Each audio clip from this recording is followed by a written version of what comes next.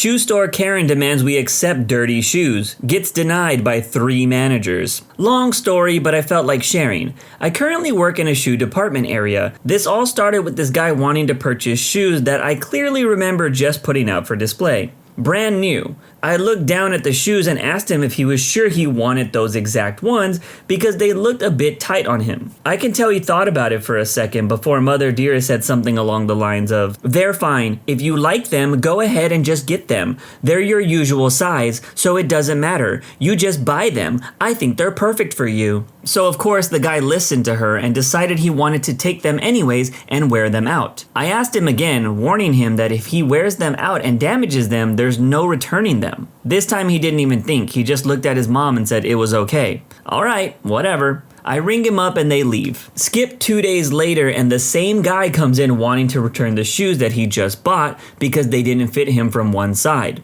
When I open the box and take a look at them, they were used, like really used. I looked at him and he immediately began claiming that they had been sold to him like that, and the reason why they were messed up is because they were on display, not because he used them. The look on his face when I told him I was the one that sold him these shoes was kind of hilarious. I guess he thought I was another employee and I would just fall for this. Of course, I refused due to it being company policy that we never sell messed up shoes, and Mother Karen wasn't happy. All I could do was offer to stretch them a bit, but Mother K refused, calling them defective because her son was the same size in other brands of shoes, yet those didn't fit, and were very uncomfortable. It wouldn't have been a problem to return or exchange them if he hadn't brought them back as if he had just walked a mountain trail. So of course Karen starts making a scene and not allowing anybody to speak, demanding I give her son, the one who she convinced to take the shoes in the first place, back his money. Nope, I say again. So she asked to speak with the manager.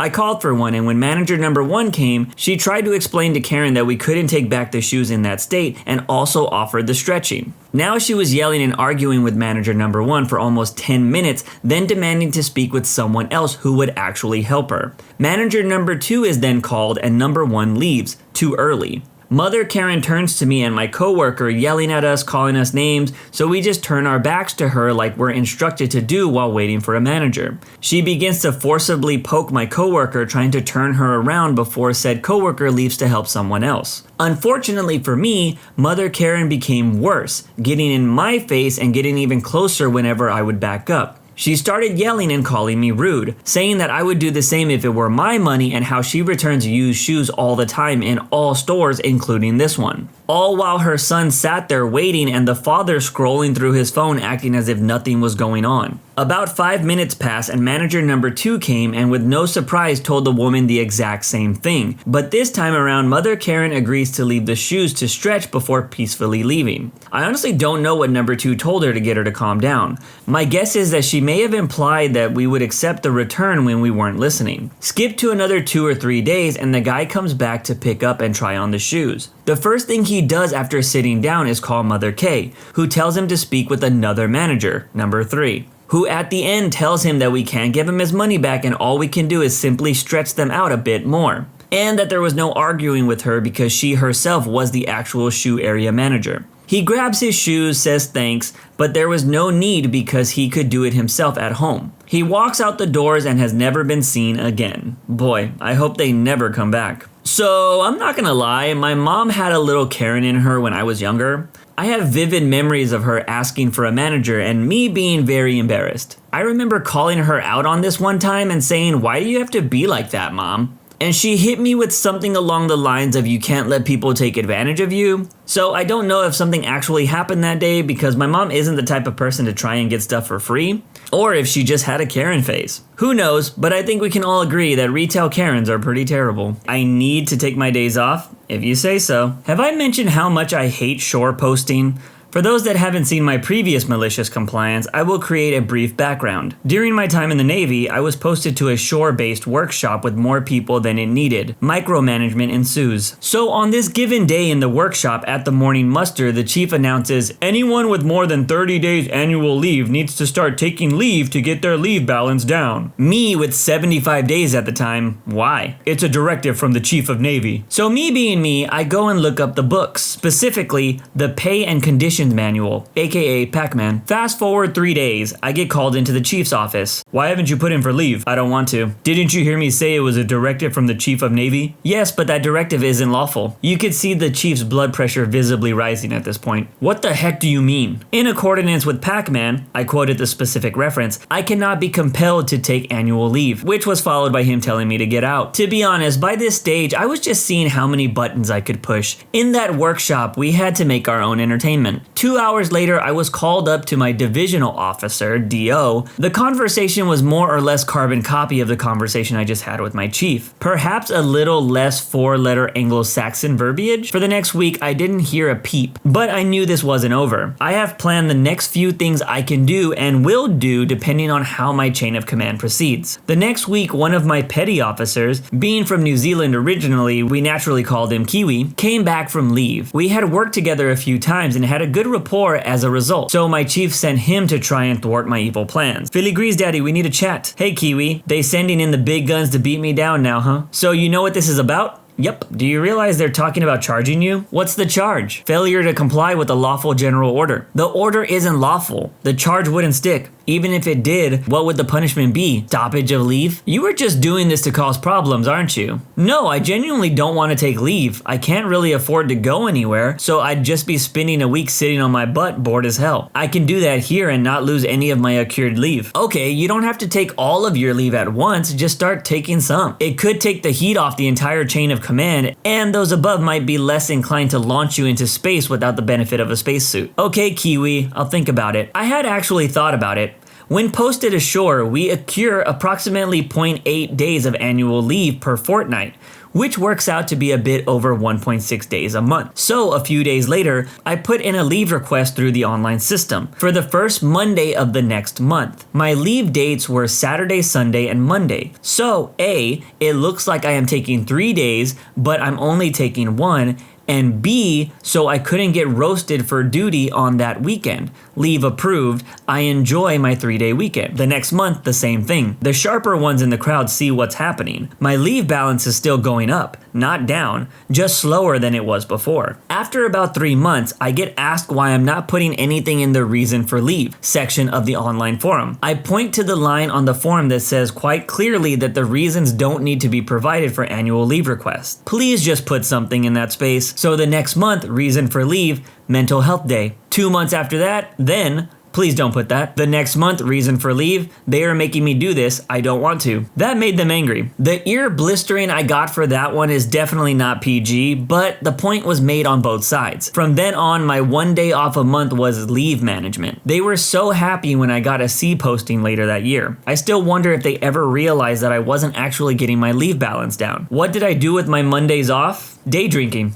I actually found a venue near the biggest market in the state that had spicy waitresses from 9 a.m. to noon on Mondays. Plus a few other places had the similar service over lunch and early afternoon. Good times. I've never understood people that don't use their vacation days. I loved using my days, even if it meant me just going home and chilling. I guess everyone is just built different, but any day away from work is a good day in my opinion. But also, I am similar to the OP because I often did things to annoy my bosses when they were trying to install stupid ideas that didn't make sense. At one point, our supervisors told us that we needed to start handwriting titles for each section we printed out on the papers. But that title was already clearly printed on the pages, so it was just double work. So I started writing the title as big as I could in the emptied white space. It was pretty petty, but so is forcing people to do nonsense work. You need me to file safety reports? You got it. As a bit of context to understand the story, I work at a big box retail store. Over the past few months, they've decided to weigh a heavier emphasis on store safety, where to find safety tips, how to do things safely, and also how to file safety reports. There's 2 people on the security and safety team. It was around last month that they really started cracking down on making sure that everyone in the entire store knew how to file safety reports. And the safety guy would spend a decent amount of time going around the store and quizzing people on how to file them, and also how other safety related things go. And as a side note, that will become important later, I am pretty good friends with him. Once I was taught how to do it, my non-malicious compliance began. Normally, working in retail, you do your job perfectly and there's no real need to file any sort of safety report because nothing bad happened. But with my special case, I like to put it as most others can do their jobs perfectly and be safe, but as a cart attendant, I can do my job perfectly and still get run over by a truck. Anyone who has ever worked in retail can confirm how stupid customers can be at times. Now, when you put them behind the wheel of a multi-ton vehicle, things can get very dangerous very quickly if you don't keep your guard up. And so, the safety reports began to pile up from me. Typically, it was about 2 per week. Most of the reports came from having to make a turn or cross through an intersection in the parking lot. I would be stopped waiting for a safe opportunity to continue, a vehicle would come to a stop, I would begin to continue moving carts, and then the car would suddenly start moving and narrowly avoid hitting me or my row of carts. And so I would just file those near-missed accidents. I never really thought much of it. That is until we had a safety huddle for the entire store. The team leader had announced that their quota for safety reports for the whole store was 1 or 2 a week. For me, it hit that in the past 2 weeks for the safety reports, and that's only the ones I made, not accounting for the other employees who were also filing. I was effectively giving the store its quota that it needed. I just thought it was funny and later on that day told the safety guy about it. In our conversation, he told me that I was actually filing so many safety reports that the head of the store actually got mad at him because I was filing so many of them. As he put it, they told me to teach you guys how to file safety reports, and here you are filing legitimate safety reports. I don't know why they're mad. As we later put it, management doesn't quite recognize how dangerous it can be in a parking lot. By this time, I had turned in my 2 weeks notice for separate reasons, but he gave me a new drive. Just the knowledge that I was effectively taking blows at upper management by just doing exactly what they wanted me to do was enough for me to switch from normal compliance to malicious compliance. Because the parking lot is practically my domain, nearly missed accidents are abound for me. In the time since then, I still made about 3 or 4 safety filings. Today was my 3rd to last day that I am scheduled to work at the store. Typical idiot drivers were abound, and I wind up making a safety report an hour into my shift. Other than the fact that maybe some management is infuriated that I'm doing exactly what I should. Again, later on, I noticed the head of security and safety had left their office and was coming in my general direction. Because I was right next to the registers at the time, I thought that something else was going on. Just gave me the typical greeting, but I was surprised when they came towards me and stopped. He said to me, "Hey, if you ever have any more safety filings that deal with vehicles, just come to me or safety guy and report it directly to us." As soon as he left, I felt a sense of victory. My compliance in both malicious and non-malicious forms was too much for management, and they finally buckled under the weight of my safety reports filing. I was almost laughing at the thought. I told a few coworkers about it, and all of them agreed with me that it was hilarious. The guy with the most dangerous job just got asked to stop making safety reports on the most dangerous aspect of their job because they were filing so many. As I said before, I already have my 2 weeks in and I only have 2 more working days to go. So I don't really care that this feels unusual and not right. I'm just happy to move on to a new job. And in case anyone is wondering, yes, I did have to go to the head of safety and security during my shift today because someone almost hit the cart pusher later in my shift. Edit 1. Looks like the reason they don't want me filing is because I filed 10 reports that had to deal with vehicles in a month, and the most they can do is tell me to slow down and pay attention. If you've never worked pushing carts before, you might not know how terrible a parking lot can be. I used to do this in my teen years, and man, I had cars almost hit me, people complain about carts hitting their cars, and sketchy people asking you random questions. But my worst experience was Army recruiters. This one time, an Army recruiter pulled up to me while I was pushing carts and said, "Hey man,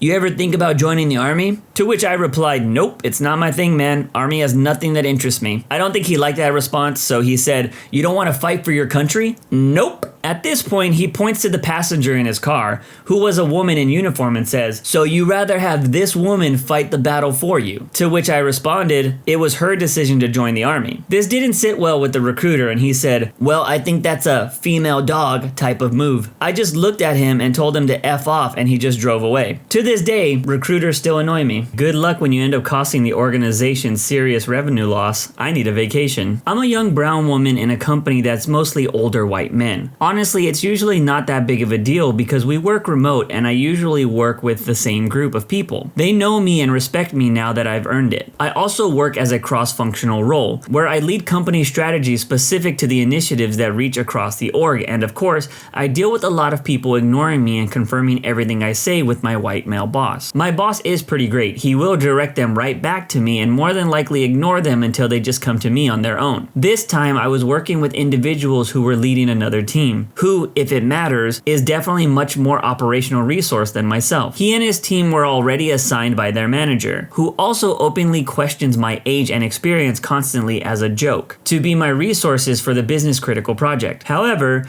either willfully or otherwise, are incapable of the smallest tasks and do it carelessly or break our workflows. They won't even Google/Stack Exchange to find the right answer, and honestly, it blows my mind. I've decided it's better to just do it for them and not take credit, because otherwise it would be weeks off track and still incomplete. Every week they have questions that the team lead sends in an email to my boss with me copied that I will answer because it's my freaking initiative.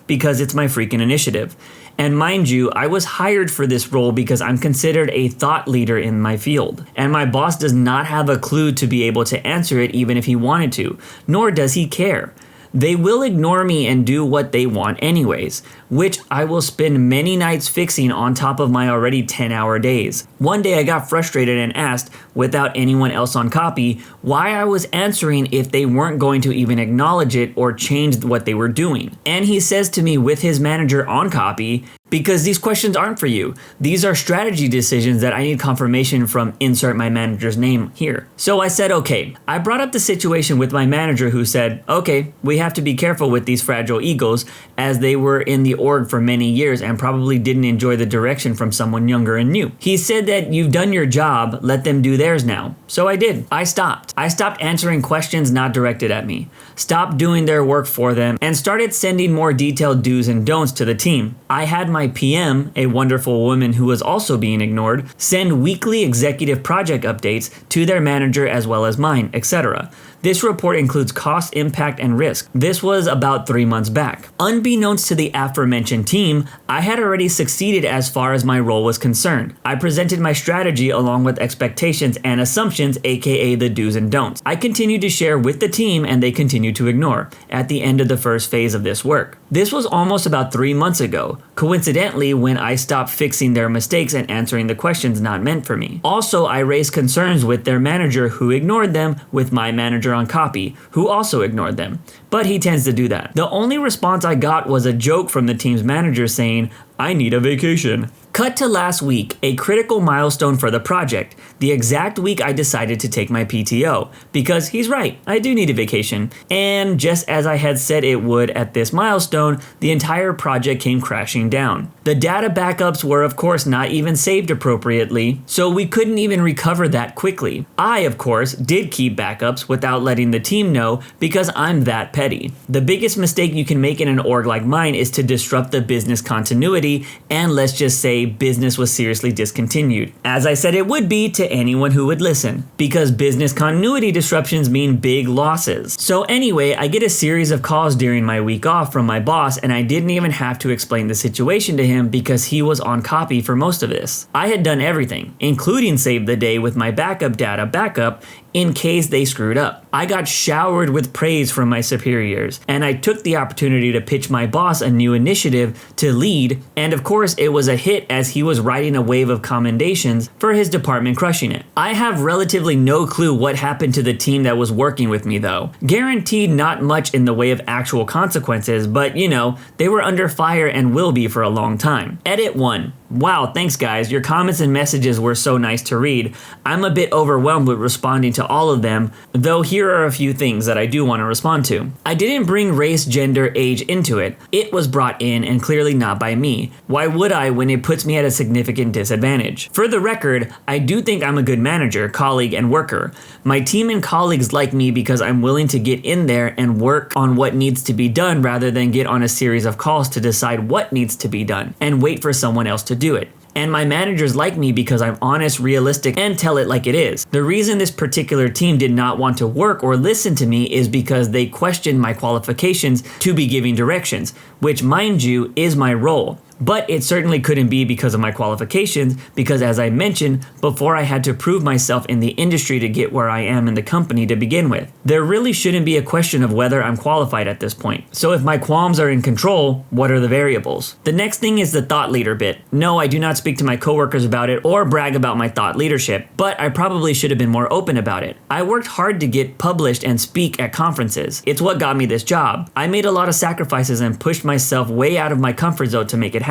Regardless, I didn't mention it here to brag, but to demonstrate that I am, in fact, recognized by the industry at large to make these sort of strategic decisions, which was called into question. Why should I hide that? Humility? That's a strange concept when we're literally talking about my qualifications. As someone who has been in a lead position before and has had to deal with people that wouldn't pull their own weight or listen to orders, sometimes the best thing you can do is let them crash and burn. I let this happen one time when my co-lead was falsifying data in our industry, which is extremely bad to do. I got a phone call on my day off that he had got caught, and I never saw him again after that. That's it for today's video. If you want to make sure you don't miss out on any content, hit that subscribe button and make sure you hit that bell to turn on notifications. If you want to finish listening to all those stories, use the playlist at the top of the description. And if you're someone who live streams and needs copyright-free music, check out the Cream of the Crop music by searching Cream of the Stream on Spotify or whatever music platform you choose. Remember, it's free.